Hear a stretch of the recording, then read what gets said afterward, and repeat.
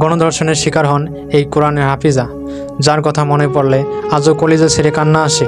2003 সালে ডক্টর আফিয়া সিদ্দিকী নিখোঁজ হয়। সময় থাকলে সম্পূর্ণ গল্পটি শুনুন, আশা করি বিবেক জাগ্রত হবে। এই সেই আফিয়া সিদ্দিকী যিনি ছিলেন নিউরো সায়েন্টিস্ট, যিনি ছিলেন একজন পিএইচডি হোল্ডার এবং যিনি ছিলেন একজন কোরআনের হাফেজা, যার বুকে ধারণ করেছিলেন পবিত্র কোরআনের 30টি পারা। অত্যন্ত ধার্মিক ছিলেন ডক্টর আফিয়া সিদ্দিকা।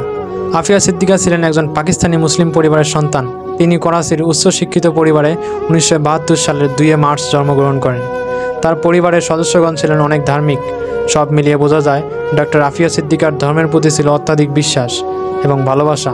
হ্যাঁ, এই আফিয়া সিদ্দিকাই কিডন্যাপ হয়েছিল 2003 সালের, যার স্থায়িত্ব ছিল 2008 সাল পর্যন্ত।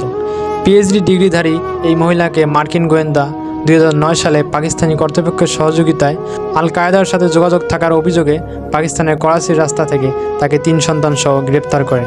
তাকে বিভিন্ন জিজ্ঞাসাবাদের পর নিয়ে যাওয়া হয় আমেরিকার টর্চার সেলে, বাংলাদেশে যেটা আয়নাঘর নামে পরিচিত, এবং যেখানে তার উপর চলে পাশবিক নির্যাতন ও মানসিক নির্যাতন। তার এই নির্যাতনের ঘটনা থেকে জানা যায় সেই টর্চার সেলের ভিতরে কোরআন শরীফের পাতা ছিঁড়ে মেঝেতে বিছিয়ে রেখে তাকে উলঙ্গ করে বলা হতো, যাও কোরআনের উপর দিয়ে গিয়ে কাপড় নিয়ে এসে নিজের শরীরকে ঢেকে রাখো।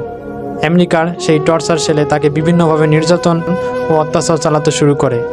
খেলায় মেতে ওঠে ওই হায়নার দলেরা। পালাক্রমে গণধর্ষণের শিকার হন এই কোরআনের হাফিজা ও neuro scientist doctor Afia Siddiqui. পরিকল্পিতভাবে কিডন্যাপ করে আমেরিকান আদালত তাকে 86 বছরের সাজা ঘোষণা করে এক আমেরিকান সেনা হত্যা চেষ্টার অপরাধে। অথচ সেনা হত্যার পেছনে তার কোনো অবদানই ছিল না। আদালতে বিচারক তার কিছু বলার আছে কিনা জানতে চাইলে ডক্টর আফিয়া সিদ্দিকা বলেন, আপনি তাদের ক্ষমতা দিয়েছেন আমাকে রেপ করার, উলঙ্গ করে টর্চার করার। আপনার কাছে কিছুই বলার নেই আমি আমার আল্লাহর কাছে যেই যা বলার বলবো। ডক্টর আফিয়া সিদ্দিকা আরও বলেন, আমি তো সেদিনেই মরে গেছি যেদিন আমাকে প্রথম ধর্ষণ করা হয়েছিল। আমাকে ছেড়ে দিন, আমাকে আমার দেশে যেতে দিন বলে যেদিন জোরে জোরে চিৎকার করছিলাম। ডক্টর আফিয়া সিদ্দিকাকে কিডন্যাপ, টর্চার ও ধর্ষণের মূল অপরাধ ছিল তিনি একজন কোরআনের হাফেজা ছিলেন। একজন উচ্চশিক্ষিত হয়েও কেন তিনি কোরআনের দিকে ঝুঁকেছিলেন? কেন তিনি তার বক্তব্যে কোরআনের বিভিন্ন রেফারেন্স টানতেন? কেন তিনি ইসলামের পথে সামিল হওয়ার দৃঢ় প্রত্যয় নিয়েছিলেন?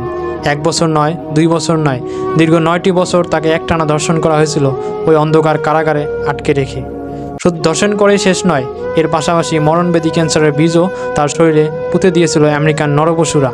এত বড় একটা ঘটনা ঘটার পরেও আমরা কেউ বললাম না ডক্টর আফিয়া সিদ্দিকা যদি অপরাধ করেই থাকেন তাহলে তাকে নিরপেক্ষ আদালতে বিচার করা হোক। একমাত্র নিউরো সায়েন্টিস্ট কোরআনের হাফিজা একটি মেয়েকে এভাবে বছরের পর বছর আটকে রেখে পালাক্রমে ধর্ষণ করা আর নির্যাতন করা তো কোনো সভ্য পৃথিবীতে চলতে পারে না।